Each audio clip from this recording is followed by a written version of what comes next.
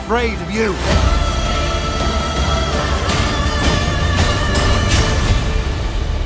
You should be.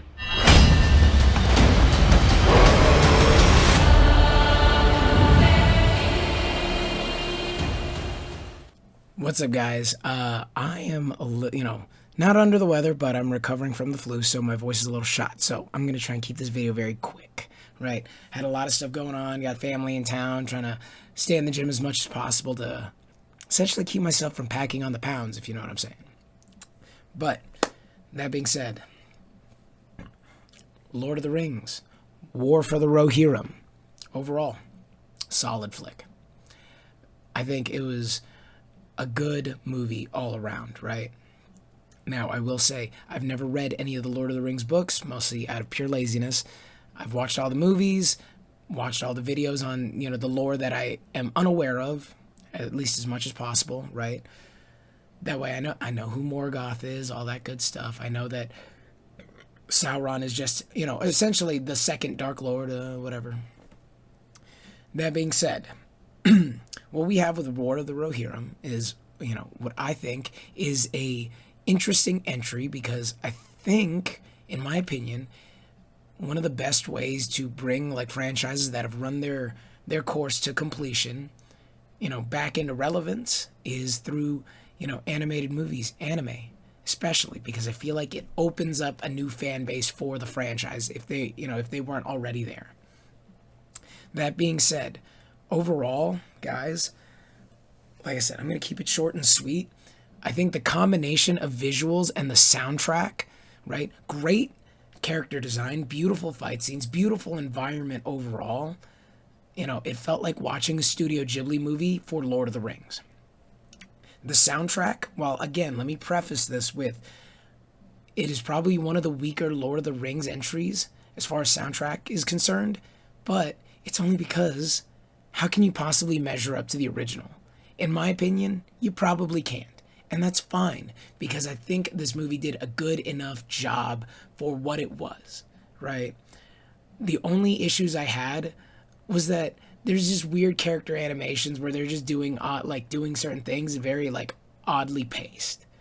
But overall, it felt like a Studio Ghibli movie, or a Lord of the Rings movie in Studio Ghibli form.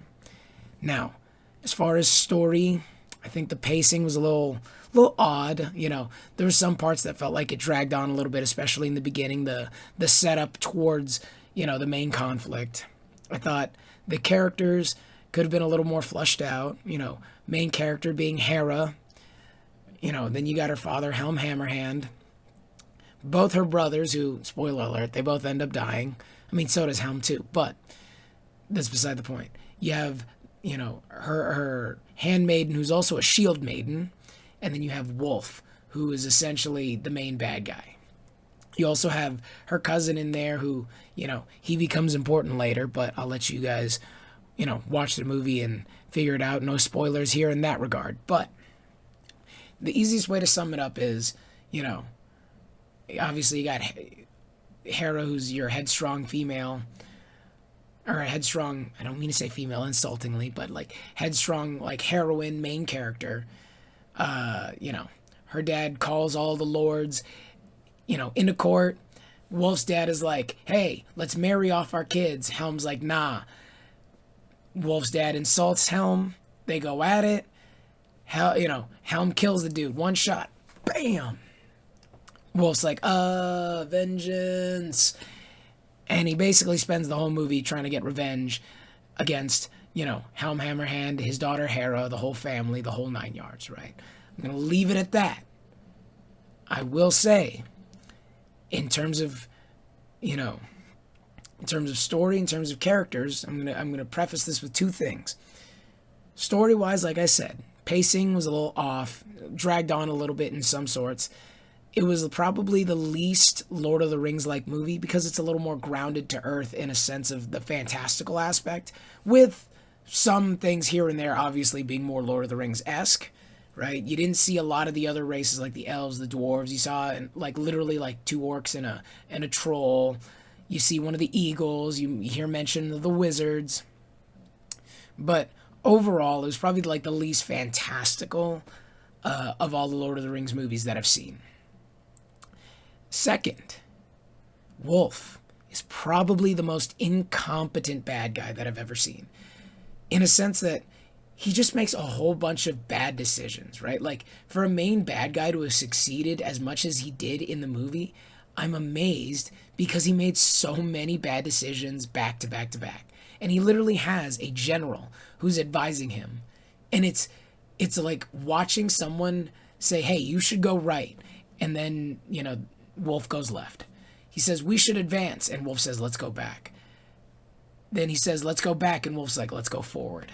Let's go up. Oh, no, we'll go down, right? He just makes a whole bunch of bad decisions back to back to back because he's running off of his emotions. And it's so, like, just dumb to watch in that regard. And then on top of that, he really does not win a single fight in the entire movie against anybody, at least not in a fair fight. And it's like, wow, how did you become the main bad? How do all these dudes respect you, right?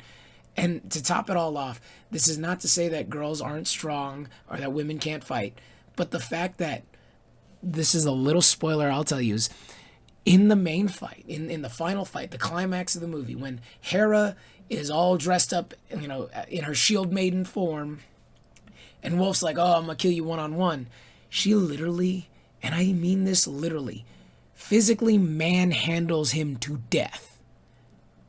I'm not saying women are not strong, but the fact that she did that, she didn't make it easy, or he didn't make it easy on her, but it's like, bro, how? Like, it's almost like she had superhuman strength to kill this dude who's like half his size. Or like, who's like she's like half his size. Not literally, but like, it's just like, wow, like you even went out. It like, just, ugh, wow. But it's also the fact that, in my opinion, I thought Hera was a beast, right? She did everything. She was an absolute boss the entire time. But again, it's just like the fact that she essentially just manhandled him to death. I was like, oh my gosh, bro, even how you died, you just did not go out in a good way. But again, that's neither here nor there. At the end of it, I thought it was a fun movie. It was definitely worth the watch for me. I would give it overall, because that Studio Ghibli feel is Lord of the Rings, even with, characters that needed to be a little more flushed out, a story that was oddly paced, Oh, before I get to my rating, actually, I just remembered this. My favorite character, Helm Hammerhand. This dude lives up to his name. He's why they call, Helm's Deep, Helm's Deep. This dude went on a rampage with just his bare motherfucking fists. And y'all know I love little characters who can box a little bit. And this dude literally just went out, pulled the sleeves off his shirt and said, I'm gonna box everybody to death. Now I will say, even he needed a little more fleshing out.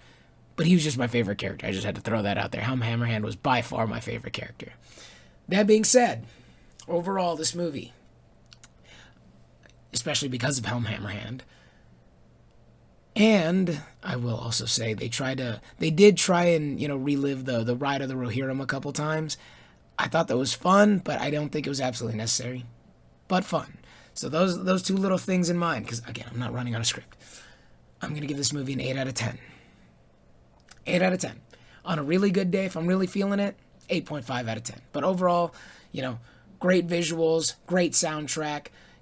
Story needs a little more polishing. Characters need a little more fleshing out. But overall, 8.5 out of 10, or 8 to 8.5 out of 10. Go watch it, guys. It's still in theaters right now. I thought it was a good time. So I'll catch you guys in the next video. Peace out.